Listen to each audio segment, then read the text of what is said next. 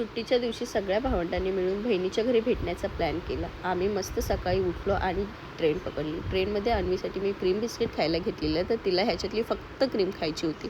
नंतर स्टेशनला उतरलो आणि हिला स्वतःहून चालायचं होतं. फायनली आम्ही घरी पोचलो आणि घरी गेल्यावर ह्यांची इतकी दंगामस्ती चालू होती की बापरे.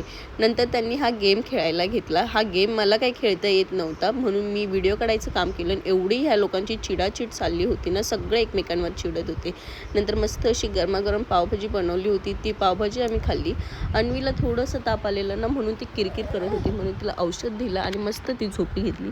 आणि उठल्यावर ना तिकडे पॅनो होतं आणि छान असे ती तो पॅनो खेळायला लागली. तिकडे दादाची गाडीसुद्धा होती, मस्त ती गाडीवर खेळतसुद्धा होती.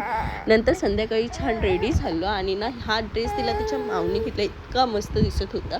ते बाहेर गेलो, मस्त तिकडं गणपतीचं मंदिर होतं, त्या मंदिराच्या पाया पडलो. आणि ही माव सोबत असली ना, मग आम्हाला कुणाचीच गरज नसती. हिचं सगळं तिच्यासोबत चाललं होतं. तिकडे हनुमानाचं सुद्धा मंदिर होतं, त्याच्याही पाया पडलो. आणि मस्त असं तिकडं मोठं असं तलाव होतं, तिकडे छान अशी बोटिंग चालू होती. आम्ही तिकडे गेलो. नंतर ठाण्यातला फेमस बाबा फालुदा आम्ही खायला घेतला, तो खाल्ला. आणि अन्वीला इतका ताप होता ना आणि इतकी सर्दी झालेली, पण आईस्क्रीम बघितली की हिच्या अंगात वारं येतं आणि हिला कोणीच थांबू शकत नाही, म्हणून ही स्वतःहून घेऊन आईस्क्रीम खायला लागली. आणि फालुदा खरंच खूप छान होता. मस्त तो सगळा फालुदा खाल्ला. तो खाऊन झाल्यानंतर सगळ्यांचं काही क्रेविंग आवडली नाही, म्हणून आम्ही फ्रँकीसुद्धा घेतली, ती खाल्ली. घरी आलो आणि अन्वी बघा अशी थकली होती, म्हणून तिचं हे रिॲक्शन. नंतर सगळेजण संध्याकाळी निघालो, एकमेकांना सगळ्यांनी हळदी कुंकू लावलो.